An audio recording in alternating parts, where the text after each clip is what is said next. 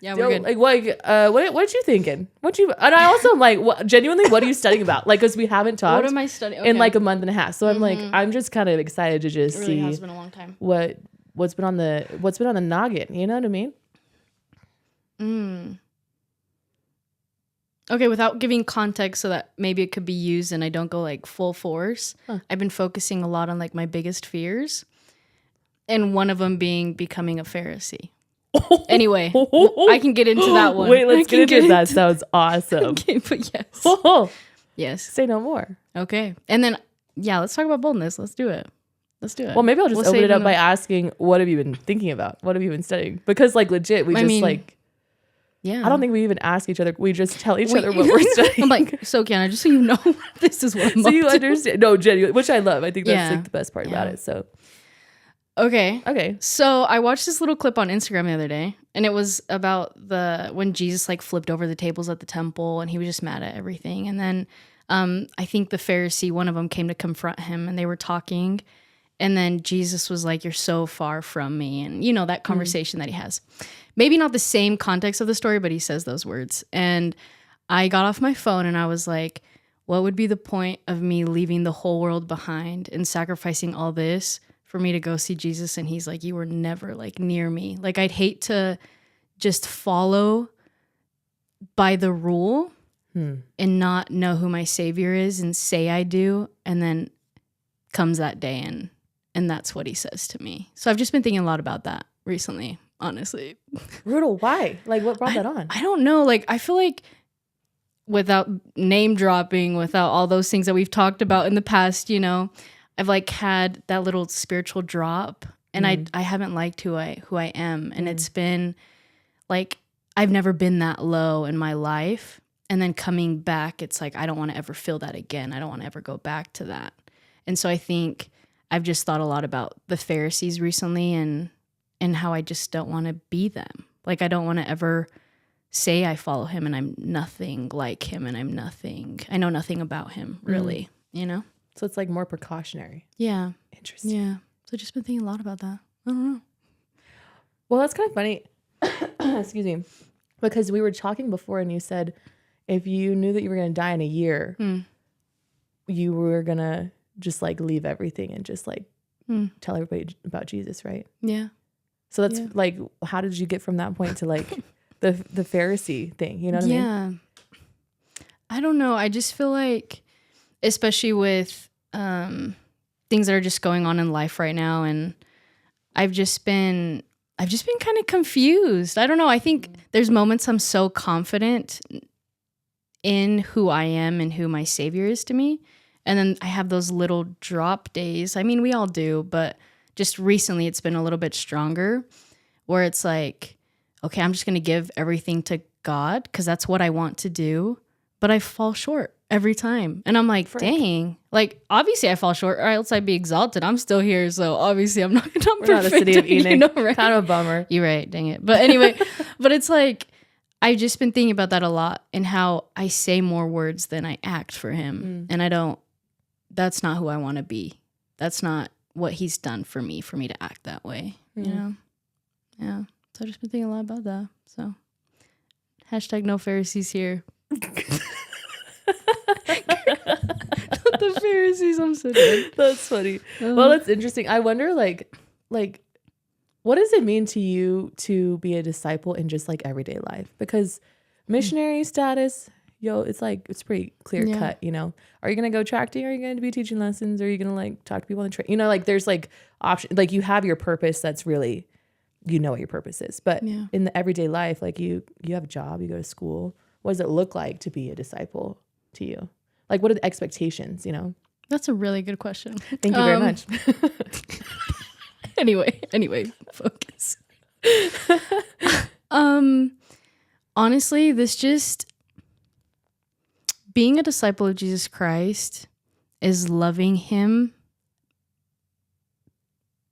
enough where you just truly forget about yourself. I've actually been thinking a lot about that because I think there's so many times where without name dropping, I don't know how to do this, but at church right now, things are kind of chaotic right now. And And normally that's the place where you want to be your safe place, the place where everyone's getting along and they remind you who Christ is. Right now it's more of I'm going to church, but everyone's having like little contentions or things aren't being done the right way. And so for me, it's like, well, how can we do this if we love Jesus, you know? And I just had this thought the other day. I'm like, there's so many people who go to church or go because God loves them, but not because they love God. And I feel like anytime I feel like my love is short for him or my actions don't speak loud enough, it's because I'm not building my relationship with him. I'm not trying. I'm not putting in that effort.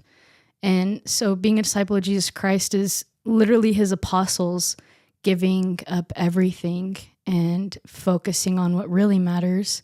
And even if you fall short, because I think we all do and we all will, it's knowing the bigger purpose and the bigger plan, which is we want to be with him forever.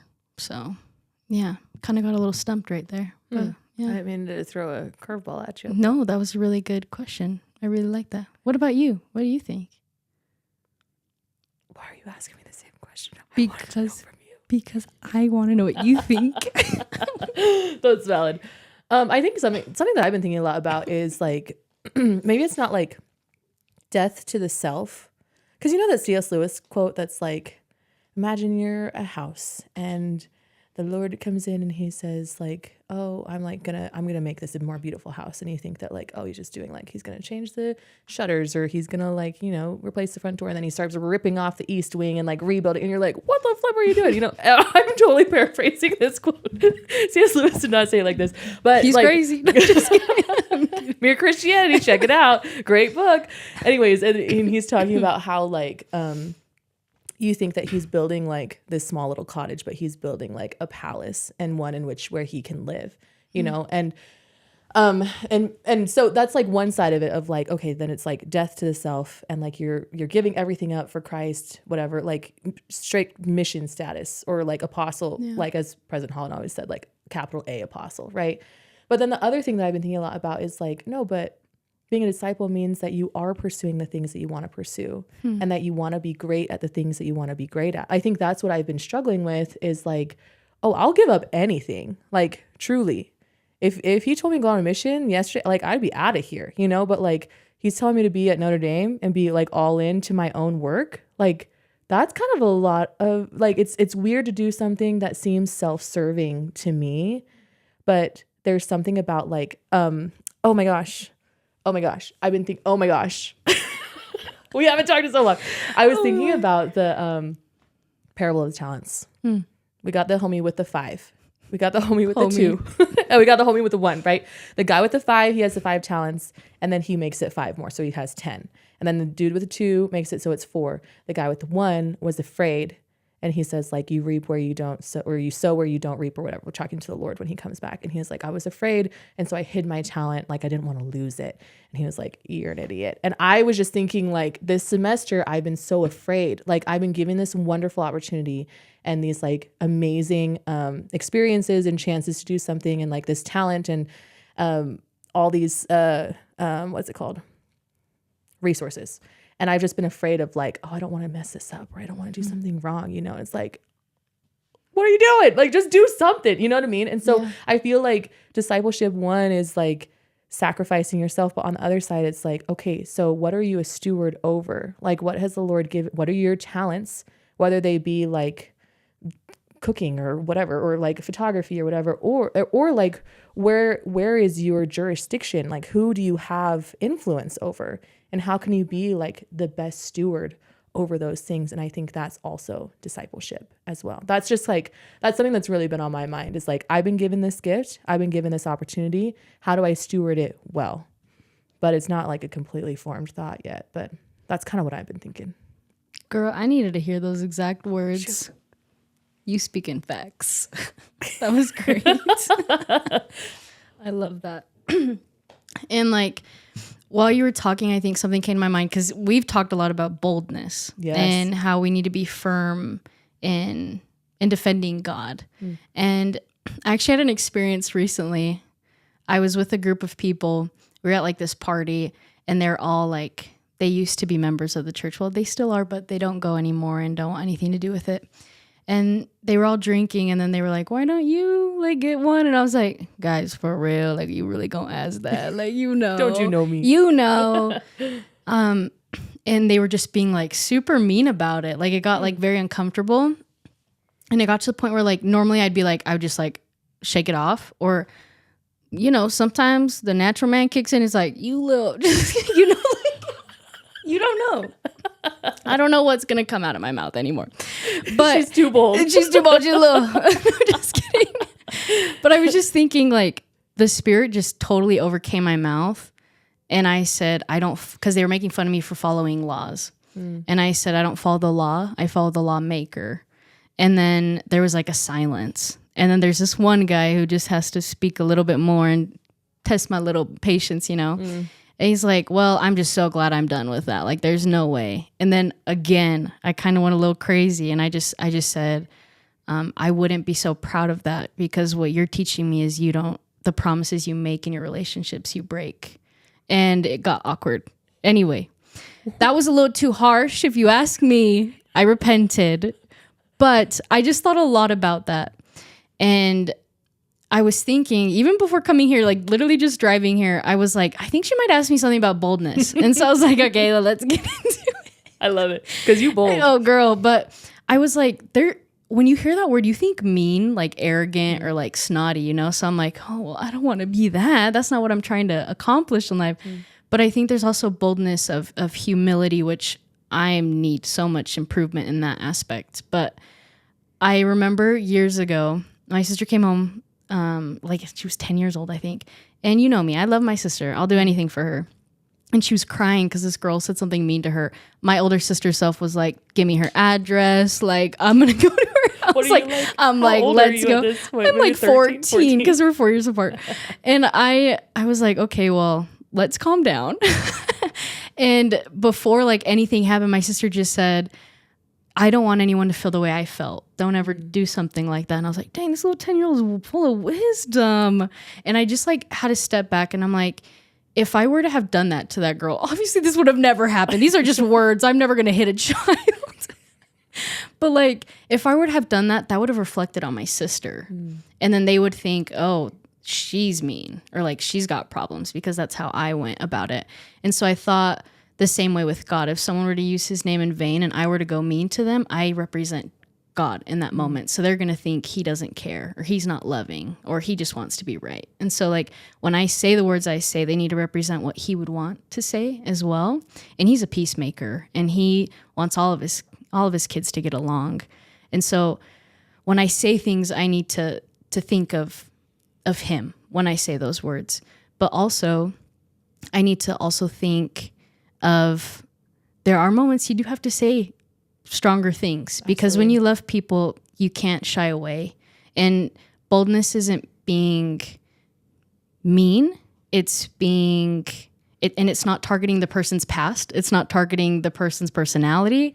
It's targeting the person's sin and how they can become better. But obviously there has to be that love always rooted when those words come out. But absolutely. Yeah. Anyway, that was a big tangent. Well, I love it. That's not a tangent. That's where we're going. All right.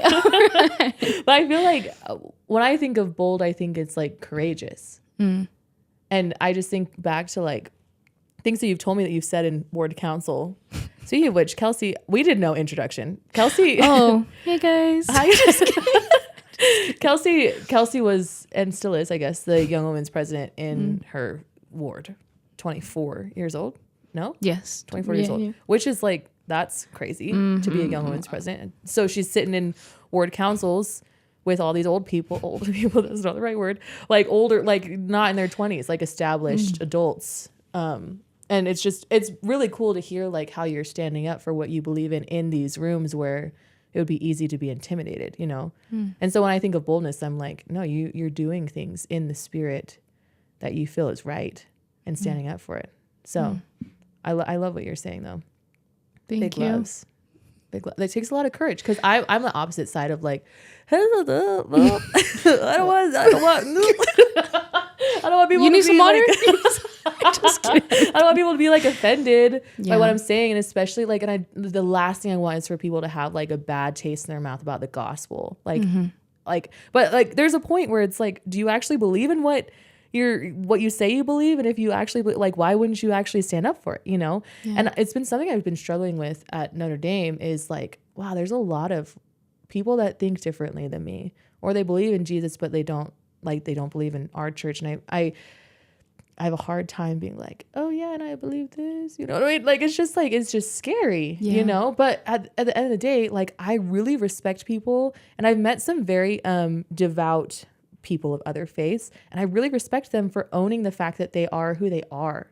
And I'm like, why can't I just do that myself? You know? And so that's also something that I think of that you're strong in, is like, you just own the fact that you're a disciple of Christ. Like, that is who you are. I'm like, man, frick, I need to work on it. Like, I am that when everybody else knows that that's me. You know what I mean? But like, how do you do that around people that don't understand, you know?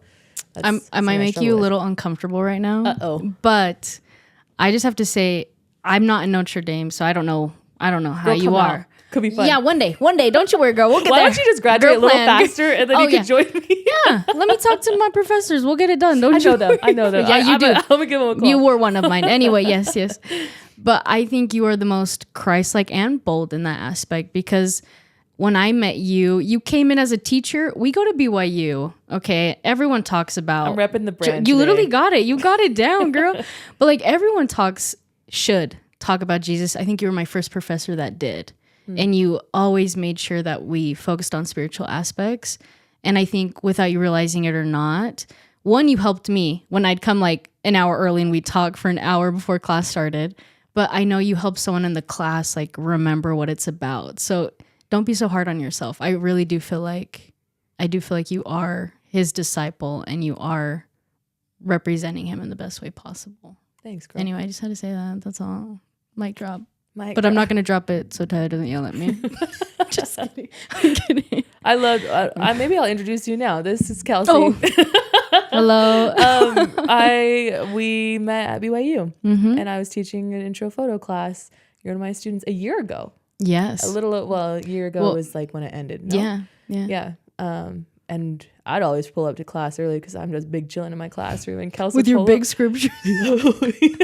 Just you're like, oh guys, what do you want? Just kidding. No, I'm playing. I'm joking. And you'd come like half an hour, and we just yap, or you'd stay late and we just yap Jesus, and it was so fun. Yeah, it was such a good time. Definitely needed those combos. Send voice memos to each other. 20-minute long voice. Yeah. We made our own podcast every day. Truly on our messages. But it's just so fun. Yeah. But thank you. I appreciate you saying that. You deserve it. Anyway. Moving along. Oh my.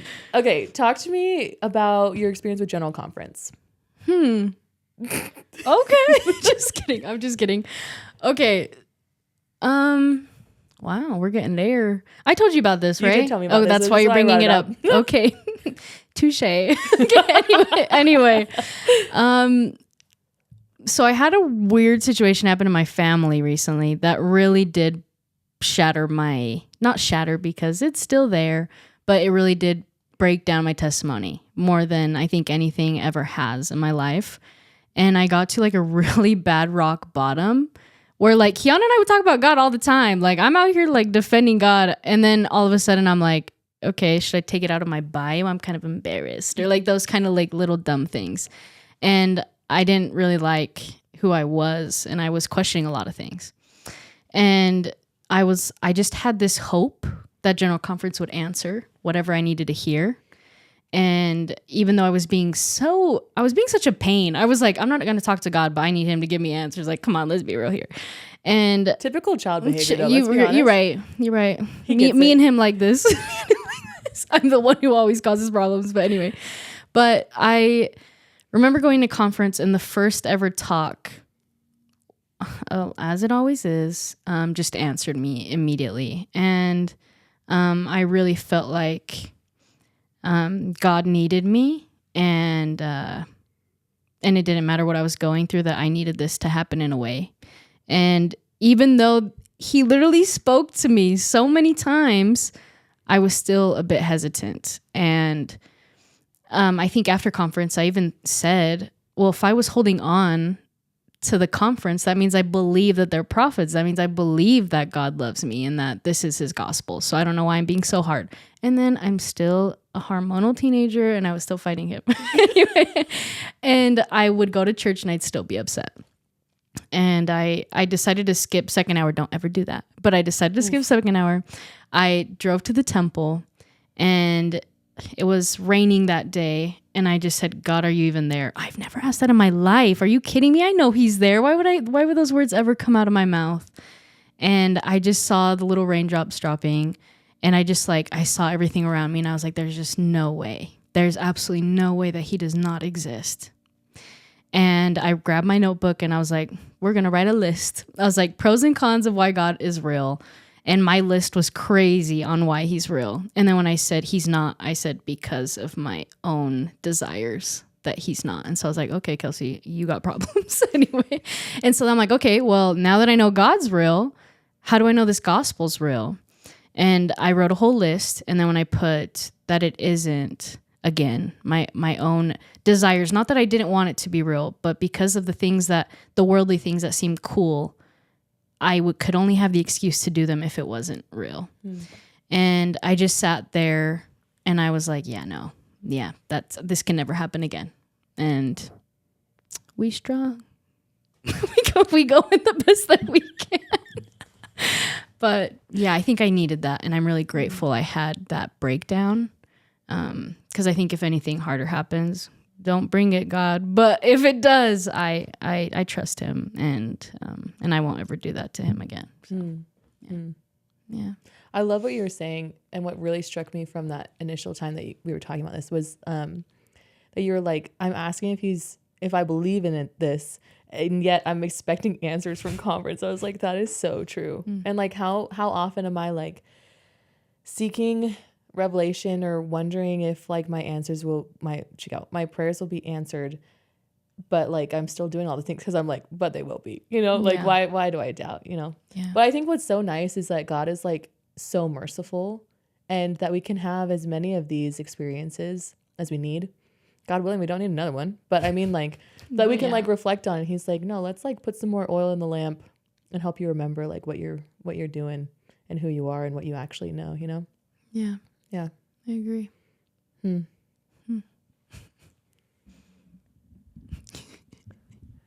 Mine's dropping. Pause. Mic truly dropping. Mic truly dropping. Truly dropping. Technical difficulties, guys. Yep. Because we be goofing off too much. We be big goofing. Okay, talk to me about BYU. How's that going? What's photography? Talk about how like your relationship with God and Jesus Christ impacts your work. We had this conversation on the audios like a few months ago. We did, because I said, what am I doing? Because I was like, I don't know what I'm doing. But we're in the same, honestly, it's so funny because we're like in very similar situations. Yeah. You're just like, supreme. No. Yes. We're both big goofing now, just at different universities. My girl. Well, I mean, I guess I've always been curious of what God's needed me to do in my life. And I always thought I had an answer, and then I'd get like thrown down on that answer and then just keep asking and asking. And then I met you, and then you were like, I took that class because of a feeling. I didn't take that class because I was thinking photography was it. I just took it based off of feeling. Really? I didn't know. And I took the class. I was like, oh, this girl's kind of nice. She's kind of cool. And like literally, I think the first class, I was like hooked. I was like, okay, this is where I need to be. Nice. And we'd have conversation. I'd ask you a ton. I'd be like, okay, what made you decide this? Like, because I was just trying to find guidance.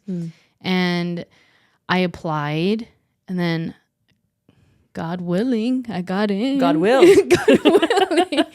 And I feel like this is where I need to be. I love my classmates. I love what I'm learning. I love that I'm creating just like God creates, and I'm able to discover that side of him that I haven't known. And I loved what you said earlier, how being a disciple isn't just like back burning everything. It's the things that we do, we just give it to him. And I think I've just like been trying to see, okay, well, obviously, yeah, this is a form of art that I love, but like, how am I going to give this back to him? How is it going to benefit him? And I've just been discovering more of who I am, but more of how to listen to him and listen to, because I think so often we're like, okay, I only need Jesus when I have to give a talk. Like, I need him to just tell me answers when I have to speak in front of people. Or I only need Jesus when this random girl asked me to be on a podcast. Like, like these things kind of like happen like this. On the drive over. Exactly. But we need him in every aspect of our lives. And recently I felt like I haven't been seeking that. I feel like I've just been asking him for who should be my counselor or what should I do for this young woman, which yes, I need those things, but I haven't been asking him, okay, what project should I work on? Is this the photos that I should submit? Is this, should I go out and reach out to this person to help me with this assignment? Like I haven't been asking him in everything. And so I think this semester, that's something I want to focus on more. But yeah. Yeah. What about you? Because I really liked when you did the audio, I really like what you said. You don't remember? What was I talking about? When I fasted? Was that what I was talking about? Well, yes, but you were talking about how you want like all your artwork to be to him, like with your grandma and everything that you've done. Like that's just so beautiful. Like, yeah. Tell us. Tell us. I gotta dig deep. On the spot. I don't even remember what I said. Yeah, I genuinely don't remember what I was saying. Though. Just pull out the audio. Just be like, guys, this is what Kiana. Actually, I'd have to scroll, and this would take forever. It would take. And which audio is it? We really don't know. But I think that's something that I have been thinking about a lot. Is like, why is it that I'm turning to God only in times of desperation, and why am I not including Him in the everyday, the rest of everything else that I'm doing? That also matters. Like when you're talking about giving a talk, or planning a lesson, or calling counselors or whatever, doing ministering assignments, like there's like an element of pressure, and there's like, I think there's a natural tie to like having it be spiritually based. You're like, oh, of course we're going to pray about these ministering assignments because that's what we do, Exactly. But when we think about like our homework or something, it's like, doesn't God want to help us with that too? And like, why is it so easy to forget that He's so invested in what we're doing? And I had that thought, I think it was last night, 2 nights ago. I'm like, I'm scheming up this new project that I want to work on. Ooh. And beep it out.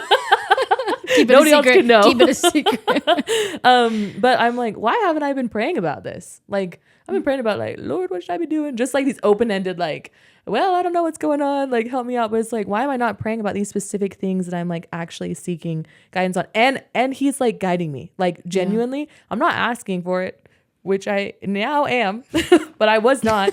But it's like, wow, He's still guiding me. And like, imagine how much more guidance and revelation I could receive in the process if I included Him more. And I think that's what I realized during my fast was like, oh my gosh, if I'm doing this thing, I'm freaking doing it. Like if I'm doing this for how long I want to do it, like I'm gonna pray the whole time. Like I want to do it as much as I can and like get the most out of this experience. And it's like, why is it only during these really intense situations where I'm not eating that I'm like, okay, we're dialed into Jesus. Like, why can't we have it be all the time, Yeah. But it's hard to remember. Like, and it's like when we talk about discipleship, it really is a discipline. Like, it's like you have to choose. It's not like the easy. It's not like the easy choice, And I had to sit with myself. I think it was a couple weeks ago, and be like, "Wow, I'm really getting slouchy here," and be like, "Do I want a life that's just like the easy? I'm just like big chillin'. Anything happen, like whatever. Like I'm down for whatever kind of life." Or am I wanting to like go, I was going to say, so, probably not good for the, like all in to whatever I like am wanting to do. You know what I mean? It's like, am I all in and am I pursuing the things as much as I can and taking like, which requires some level, I'm really rambling here, some level, I'm speaking really somewhere, some level of like sacrifice and just like, it's not going to be the easiest option, I'm like, well, of course I don't want just a life that's just like, whatever. I want to do something that I feel proud of, that takes sacrifice and takes devotion and time. And that is like, just if I want a relationship with Jesus Christ, then it takes like genuine time to build that relationship, like any relationship, you know? Yeah. I really want.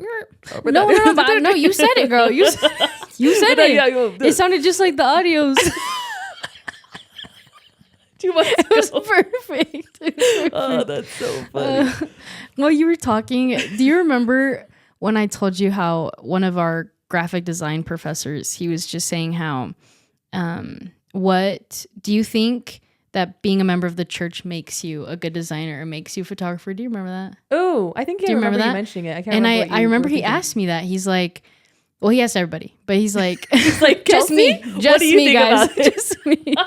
But he asked us, he's like, do you think being a member of the church makes you a good designer or photographer? And I was like, I think that's the only way you can be a good photographer, designer. And he's like, okay, tell me. And I was like, dang, brother, okay. Go off. Yeah, sounds good. But I think just in that moment, I was like, if you don't have divine guidance from heaven, where God sees the corner that I don't see, he sees the people that it's going to touch. He sees the vision or my fail attempts or the backup plans that end up coming. If I don't have him in it, it's not going to be the best it can be. And I was like actually looking at like a few photos and just like comparing them and doing all this stuff. And I'm like, I can see like gradually the improvement.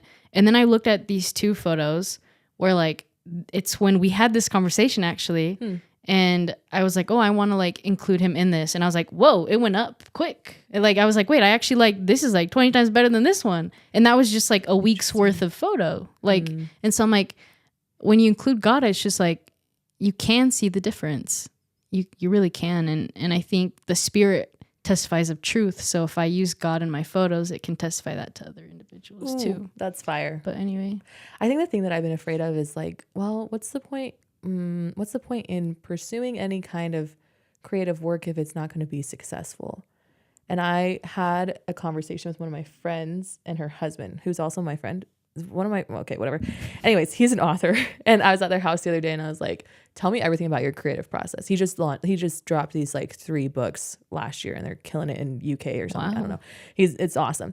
And we were just chatting, and he was like, and we were chatting about AI too.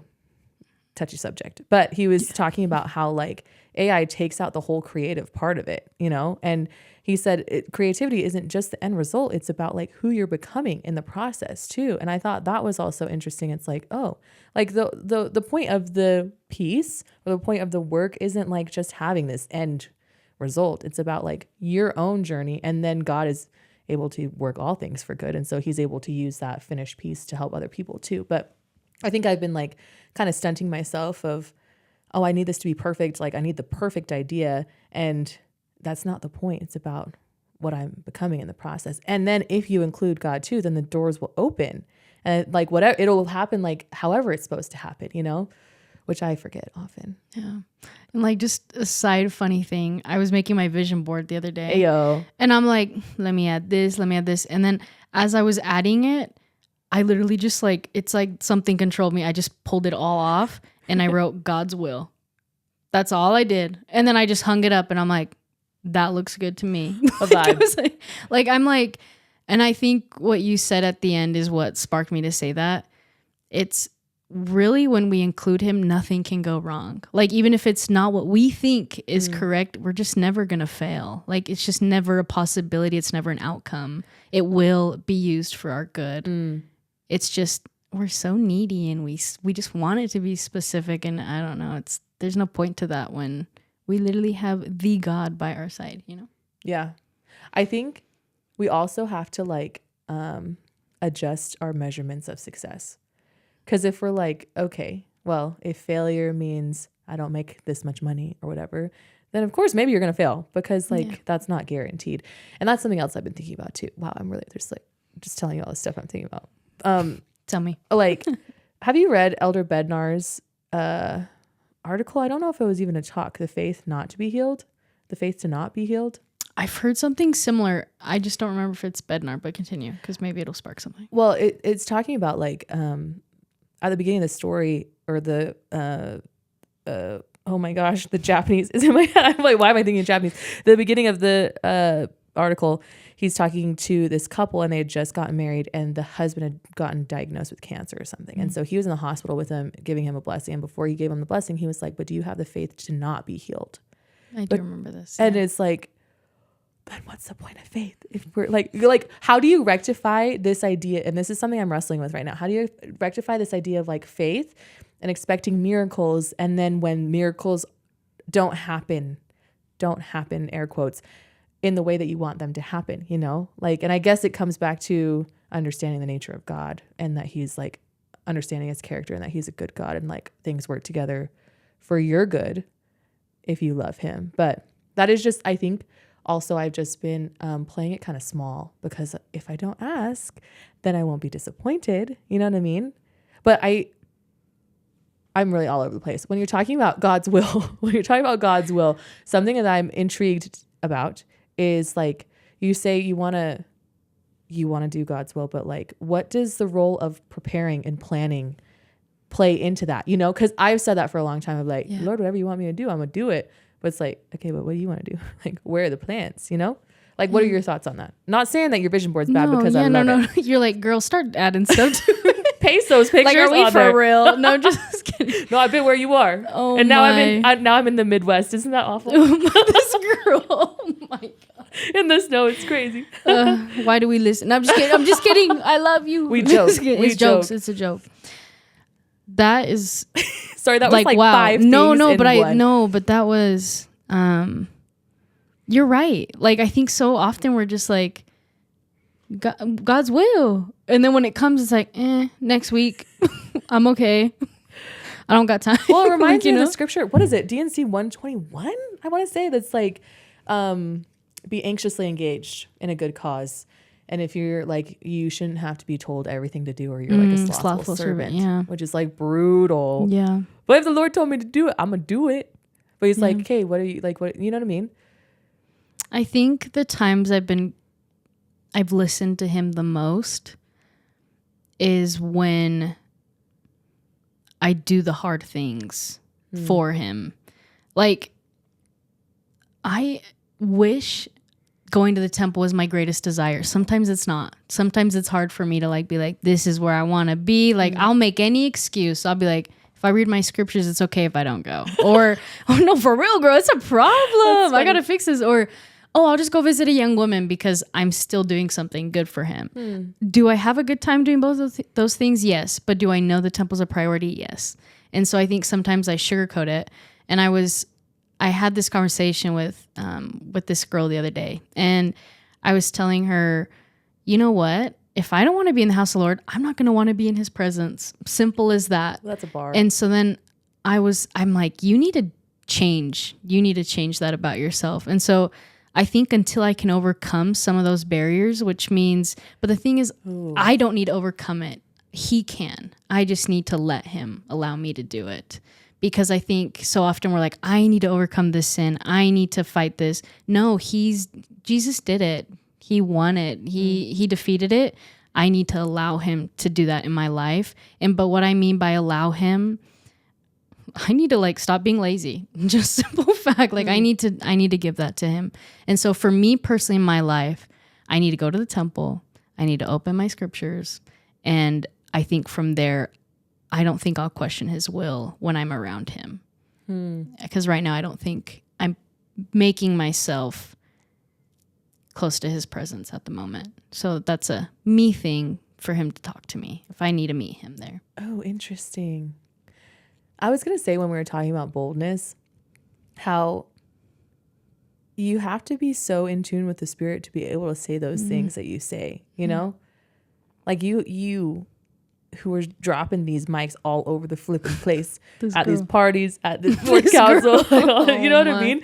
And just thinking about like, oh, that's kind of like a rigorous thing to maintain. I think back to the mission. It's like, oh my gosh, I was dialed in on all the things. I was getting my sleep. I was getting my exercise. I was eating really clean. You know, I was like, I don't want nothing to be making me an impure vessel for the Spirit, you know, like nothing. We're cleaning out the gutters here. But like, I don't know. Like, but hearing that too it's just cool to know that there's always more that we can improve. And that's like the whole point of life, is to like keep striving and keep becoming like Jesus Christ. And there's always going to be more, which is kind of exciting.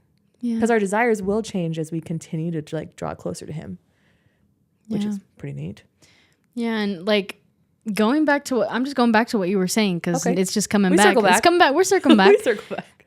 Going back to that same thing where you talked about how even sometimes we think when we focus on ourselves, like with us right now with like schooling or like profession wise, it's like, oh, well, am I being too selfish? Like maybe that's not God. Like maybe that's not the sacrifice I need to make for him. But it's true. If he's bringing me this path, that's where I need to be.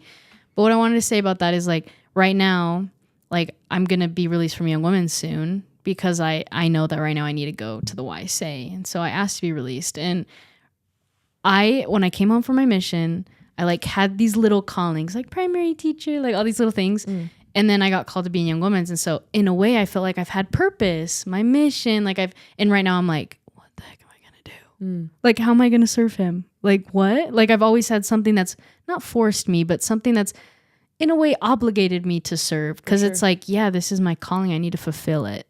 And now I'm like, what the heck? And I'm going to go to a place I don't even know. I've only visited one YSA, but there's like a few in my area where I'm like, I want to see what's going on, but I'm really lost. Like, I'm like, okay, God, but how can I be so focused on myself? How can I be so fixated in who I'm becoming? That's not what you say, to lose my life for your sake. Like, well, I'm not doing that. And I'm like, I am, because I'm doing something scary to become who he needs me to become. But while you were saying that, I hadn't thought about that before. So it's like, yeah, like I don't need to know. And that's the whole purpose of it. But it's still scary. But I know that he's with me, and I know that he wouldn't give me a feeling that I shouldn't go through with. And so I just need to do it. And I don't need to know why. Yeah. So we'll find out. Well, I think it takes more courage to leave something in pursuit of something that you don't know, you know? Like it would have been so much going to the south. To the Midwest. The Midwest. I'm saying like, the south. I don't know where you're at, girl.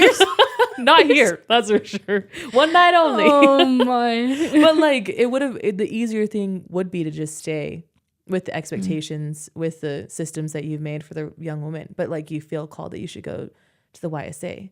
And so you're putting coins into this bank of like, this is not a good analogy. We're running with it. Putting coins in this bank of like running after whatever God wants. And when he tells you to change course, then like changing course, you know? Yeah. I've been thinking a lot about that too in other aspects, because I freaking love the temple. Like I love the temple. Like I love serving as an ordinance worker. I love going, especially because it's like so close here. It's like 7 minutes away. And from my house in Highland, it was like 5 minutes. It was so close. It was so nice. And I loved my aunties there. But like moving to South Bend, I was like, how do I maintain this kind of feeling that I feel in the temple and this kind of intensity when it's like literally 2.5 hours away? And I've gone once since I've been home a lot, but like I've gone once on that drive since. And like, how can I make sure, one, that it's a priority, sure, but like that I'm fueling myself spiritually in ways that aren't the temple, you know, because we just have to adjust and we have to change. It's not going to be so straightforward. And I think that's also why we can't compare to anybody else, because we have no idea. Like you choosing to go to the YSA is something that takes so much courage. But for somebody else, it's like, oh yeah, we're just going to the YSA, you know? And like, we can't like, we have no idea what people's circumstances are, you know? Yeah, and we don't know. If we don't even know what God wants for us, how are we going to know what God wants for someone else? You're so right. And that's what freaks me out about being bold. I'm like, well, I don't know where y'all are. And usually it's from a place of like severe judgment. I'm like, what on earth are you doing? And I Girl, you should hear me in ward council. Just kidding. No, but that's for like, that's some righteous boldness. But I think like the craziest times I've had in ward council, it's because I know the people that they serve and I know their intentions, and they're not always the best. And so I think that's when that comes out, because I'm like, why would you? Okay, this is horrible to say, because I'm going to say this and then just ignore what I said, okay? We're redacting but it's like, but it's like, why would you go to church if you don't love him? Okay, but I'm going to stop there, because please keep coming. Please keep coming. We're all going to get there eventually. Like, that's not what I'm trying to say. there's so many people who are so complacent where they're at, or they simply go to church because they're used to it, because that was something that they were raised in. Or if not, if they're converts, I see a lot of people where it's like, well, it's, I'm just gonna do what I've learned. They don't learn the new things. They don't read the manual. They don't listen to what God has to say to them, because I don't think they know how to talk to him either. Anyway, that's me being crazy mean right there. But when I'm in ward council and I'll hear the things that they say, I know the place of their heart isn't on the right. It's a to-do list. It's okay, well, we have to talk about the people. Well, there's this, but obviously this is not in the manual, but I'm going to do it because I have leadership. And so it's like, no. Like we do it God's way. That it's God's church. If we do it any man's way, it's that man's church. It's no longer God's. And so anyway, I think that's when the fire comes out. But I promise I'm not mean. I'm not disrespectful. But I think that's why it comes out, because I love the people in that ward. And sometimes it's not always done with the best intentions. Why does it always come back to charity?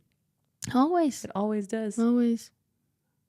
Moroni knew it best. 1 Corinthians. Facts. All that those too. guys. Yeah. Man, that's such a good point, though. Yeah, it's like a spirit of the law, letter of the law kind of thing. Yeah. It's a Pharisee thing. Oh, you know? frick. We're circling all the way back. Circling all the way back, guys. Very beginning. Yeah. Huh, that's so interesting. I just am so grateful that God is so merciful and so forgiving. Yeah. Because we'd be trying. I agree. We'd be trying. We'd be fumbling. For sure. I agree. But he always lets us come back, which is so nice. Yeah. But I just hope, like, my brother, he made this analogy of, like, the straight and narrow path being straight and narrow. and like, we're obviously going to do some, like, we're going to be going off the path a little to the right, a little to the left. But the whole goal is to make it so that we're crossing the path as many times, more frequently as possible. Then, like, taking these big, like, oh, we're just going to check out what's over here on the right side. Then we're just going to come cross back and go to the left side, and doing, like, these big side quests is the only way I can think about it. But just, like, making it, like, we're never going to be perfectly on the path, but making it so that we're, like, the distance that we come off of it is so much less and so much less frequent. And I think that's a good analogy. It's like, you can't just expect yourself to, because it comes back to the perfection thing. You can't expect yourself to be perfect. But, like, if you allow yourself some wiggle room and some grace, then if you're crossing back and forth, and it's like, oh, over time, you are going to be on the path, you know? Yeah. But I like that. But everybody's on a different, as long as we're facing the right way. That's what, including I like God. That. Yeah, a little this guy. A little snaky. Yeah, a very small. Very small, very slim diet snake. Yes, exactly. He hasn't eaten in a few days. Oh my goodness. Yeah. If you had to say anything to someone that's struggling with their belief in God and what they're doing with their life, what would you say? Wow. He's real. I think if you don't know, you might be thinking too hard. And if you really, really want it to be true, you don't need a worldly response. I think you need a spiritual one, meaning you need to be in the right places and you need to have the right heart. And more than anything, he loves you. And you mean everything to him. And this whole world was genuinely created for you. And I've tried to experience life without him, and it's not a life I want. And when I have him, I think it's when I'm at my best, and it's when I feel complete. I feel whole because I know who my maker is, and I know who I am because of that. Yeah. Thanks. Yeah. Thank you for asking me. Thanks for coming on. Of course. This was exciting. Now back to audios. Just kidding. I'm kidding. No, I'm grateful for you. I'm grateful for your testimony. Ditto. Well, God is good all the time. Always and forever. Oh, man.